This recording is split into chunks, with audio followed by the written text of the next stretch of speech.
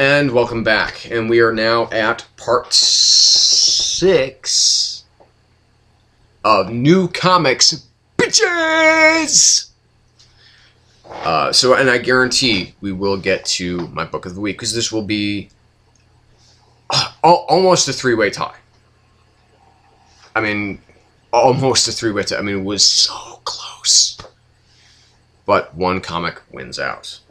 These are my favorite week. These are my favorite kind of weeks where you do have, like these, two-way or three-way ties, because that means that, what, people are working really hard and they're working really well. So, let's kick it off. This comes in third this week, but again, it's a very close third to a very close second to number 1. And that is Captain America and Bucky, number 623.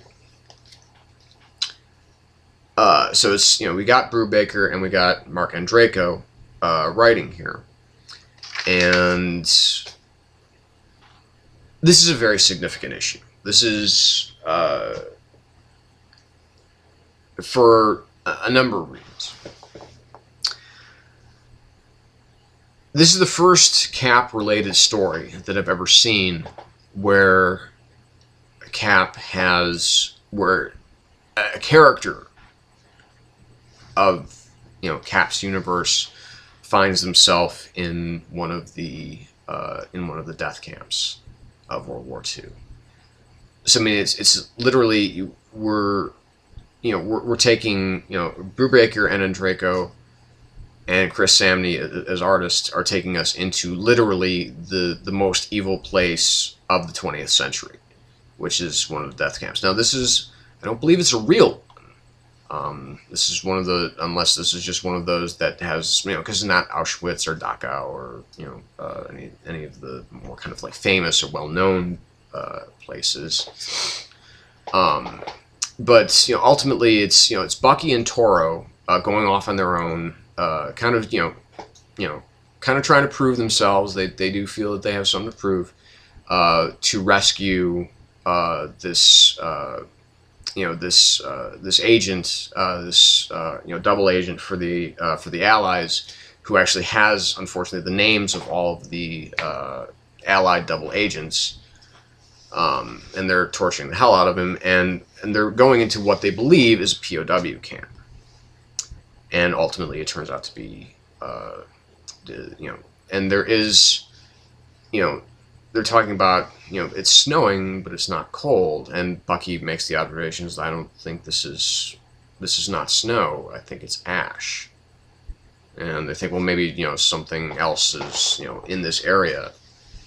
And so, I mean, that was where, it turns to, okay, we're going to a dark place now.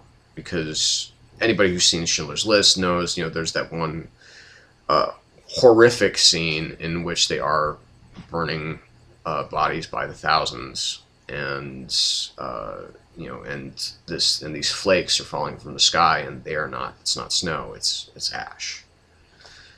And Chris Samney's art does a perfect job of juxtaposition of the youthful. Not naivete, because neither Toro or Bucky are naive, but they've never seen this degree of evil before. So there's the kind of youthful optimism that they have, and the youthful the kind of spring in their step, and the kind of gung ho yay that they have, and literally just shattering their innocence. I mean, just taking whatever innocence was left in these characters and just pulling it out of them, and it hurts. It literally hurt to read. So this is really a bravura issue for both Brubaker and Andreyko, and of course Chris Samney doing incredible art as always. Now that I think about it a little bit more, it makes more sense that ultimately at the end of this issue they do kind of really fast forward through the rest of the war, and they're going now into the Winter Soldier years. because it's not going to get any harsher. You know, World War II cannot possibly get any more. It just can't. You know, everything else to these guys must have seemed. You know, I can only imagine must have probably seemed like a cakewalk comparatively to experiencing something like that and seeing the people. You know, these emaciated, you know, like almost, you know, just walking shells of human beings. So it's a very sobering issue. It's a very intelligent one, and it hits all the right notes in all the right places. And, you know, like I said, the only kind of concern that I had was that they really seemed to be jumping completely past so many parts of, you know, their World War II experience to get to the tales of Bucky as Winter Soldier, which I'm dying to see. But I almost felt they could have waited a little bit more. But like I said, now that I'm thinking about it a little bit more, I get it.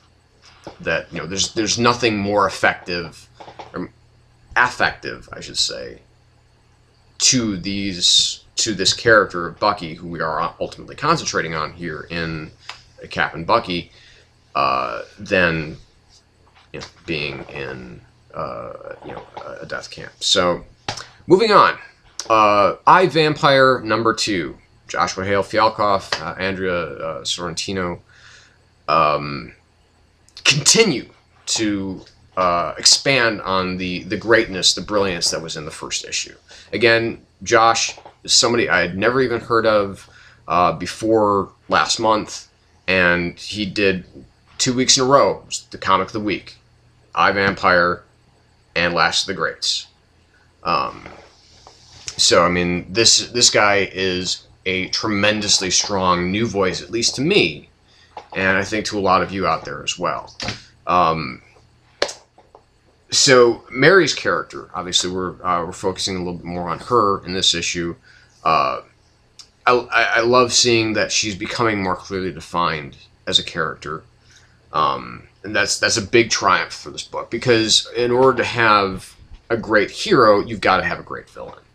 And Mary is that great villain, someone who will love Andrew Bennett until she dies, or until he dies, and but will probably torture him for all of eternity. I mean, it is one of those kind of Buffy-esque or Angel-esque, you know, vampire types of things where, you know, there's kind of Darla's plan for Angel, if we go back to that. You know, it's like, you know, that she loves him and that she will, you know, torture him forever if she can. And, I mean, God, do I love Andrea Sorrentino's art in this book. It's so beautiful. It's just ridiculously gorgeous. In juxtaposition to the covers. I don't think the covers I think are kind of there, honestly, to kind of bring in some of the Twilight crowd. But it's you know, because when they pick it up and they buy it and they're like, oh cool, a vampire book that looks like it's about hot young vampires, and then they open it up and they say, oh my god, this is horror. This is actual horror comics and horror writing, as opposed to Twilight, which is just horrible. And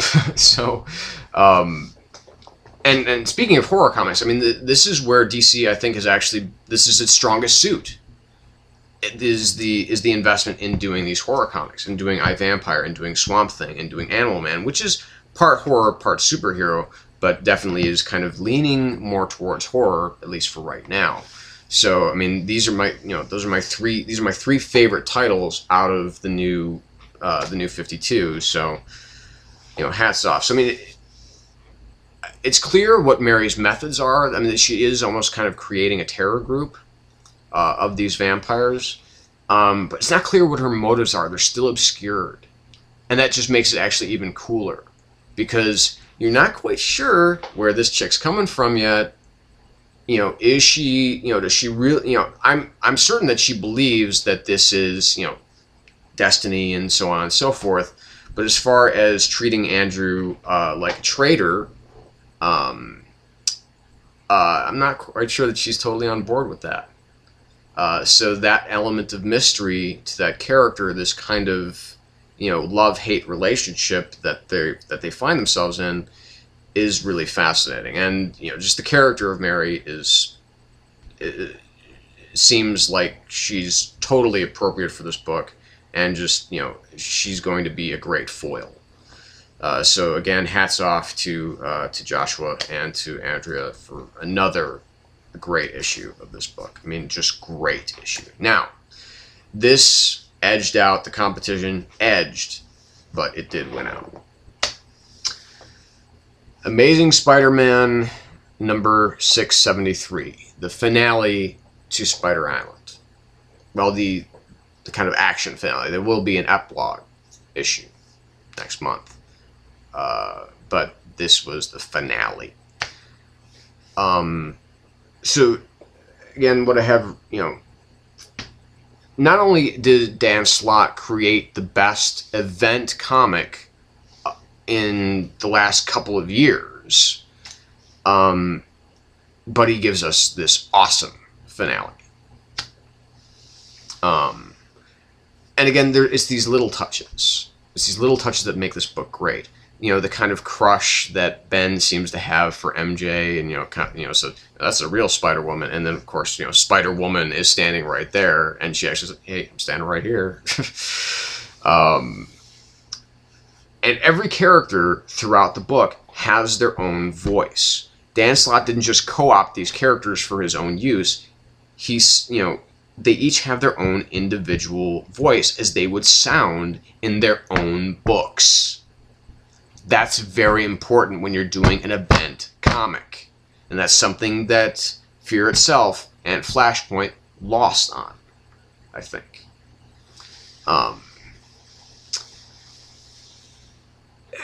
You know, while the book, you know, again, has these really big moments, like, you know, using the tiny little robotic spiders to help distribute the anti-venom cure, and you know, the defeat of the Queen by Kane, ultimately. The moment that got me and pulled me in and didn't let go was, and maybe is arguably the most significant part of the book, at least maybe for the future. And that is that small moment where it's Peter and, you know, it's Peter and MJ fighting atop the tower. They're fighting the big mutated spiders, and, you know, he gets the idea, you know, I'm going to save everyone. And MJ turns to him and says, "I love you." And Spidey says, "What?" Not like, "What did you just say?" But literally, I couldn't hear you. What did you just say? And she says nothing. And that was the moment. I mean, it almost literally brought a tear to my eye, because it was like, it was such a beautiful moment. And I don't like to think that I'm a sucker for those types of moments, but it got me. It just got me. It hit me right where it counts.